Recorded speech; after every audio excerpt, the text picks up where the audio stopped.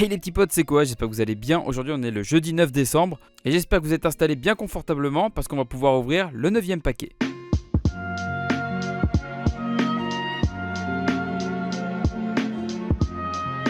Donc c'est parti les petits potes, le 9e paquet avec, et c'est d'ores et déjà un classique les gars, la petite note de Lily qui nous régale à chaque fois, le dernier Urasawa. Alors est-ce que c'est sa dernière œuvre ou alors est-ce que c'est le dernier qu'on aurait acheté? Et si c'est le dernier qu'on a acheté, ça pourrait être Billy Bat, ou alors si c'est le dernier, donc celui qui est en cours de parution au Japon, ça serait... Asadora. Au vu du format, je pense pas que ce soit Billy Bat parce que ça me paraît un peu fin pour être Billy Bat. J'opterais plutôt pour Asadora. Gars, vous savez quoi? De toute façon, on va y aller, on va bien voir. Mais ouais, je reste sur Asadora. Je pense que ça devrait être ça au vu du format. Ah, peut-être pas, hein. Vu la couleur pétante comme ça, je sais pas si c'est... Bah si, c'est ça. Vous savez quoi les gars, dans mes souvenirs, la cover du tome 1 n'était pas bleu et rouge. Donc ok. Donc la dernière œuvre toujours en cours de Naoki Urasawa. Bah ce que je vous propose les gars, comme d'habitude, c'est que j'aille lire ça tout de suite. Et puis on se retrouve après pour mon avis.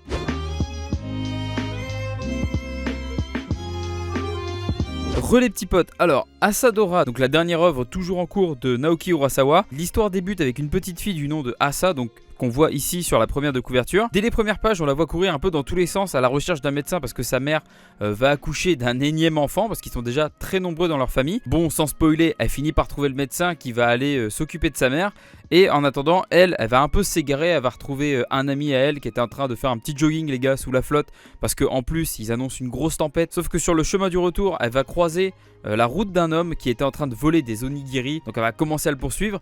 Il va en quelque sorte la kidnapper et va l'emmener avec lui dans un vieil entrepôt abandonné. À partir de là, on va en apprendre un peu plus sur le voleur. On apprend que c'est un ex-pilote d'avion, de bombardier même plus précisément, durant la Seconde Guerre mondiale. Et finalement, Asa va sympathiser avec son ravisseur, même si le statut de ravisseur va très vite disparaître, parce que voilà, on va vite comprendre que le gars n'a pas un mauvais fond et que voilà, s'il fait ça, c'est avant tout pour se nourrir. Et c'est juste que là, pris de panique et pris dans l'action, il l'a emmené à ça pour pas se faire choper par la police vu qu'elle commençait à crier à l'aide au voleur. L'entrepôt dans lequel il s'était réfugié commence à craquer un peu sous la violence de la tempête. Donc ils vont se cacher dans un conteneur jusqu'à la fin de la tempête. Et au bout d'un petit moment, la tempête semble s'être calmée. Et là, ils vont sortir de leur cachette. Et là, vision d'effroi. Le port ainsi que les villages aux alentours sont complètement inondés, voire complètement même saccagés. Tout de suite, Asa va essayer de localiser sa maison pour savoir si sa famille va bien.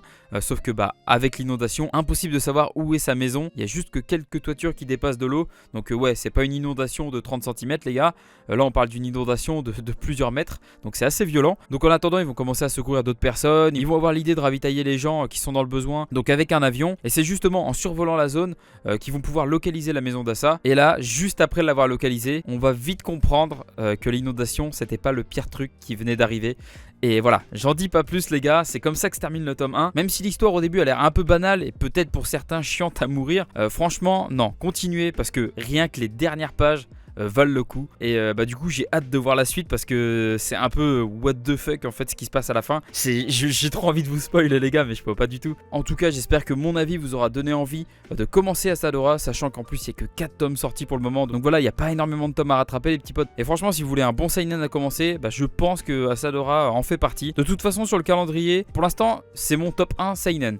De toute façon j'en ai eu qu'un autre, c'était la Guerre des Mondes. La Guerre des Mondes est très bien, rien à dire. Mais là Asadora vient de prendre la place de numéro 1 de ce calendrier en termes de seinen, attention. En tout cas j'espère que mon avis vous a intrigué, vous a intéressé les petits potes. Franchement allez lire Asadora. Sur ce je vous dis à demain pour le 10 décembre. C'était quoi? Allez, ciao ciao.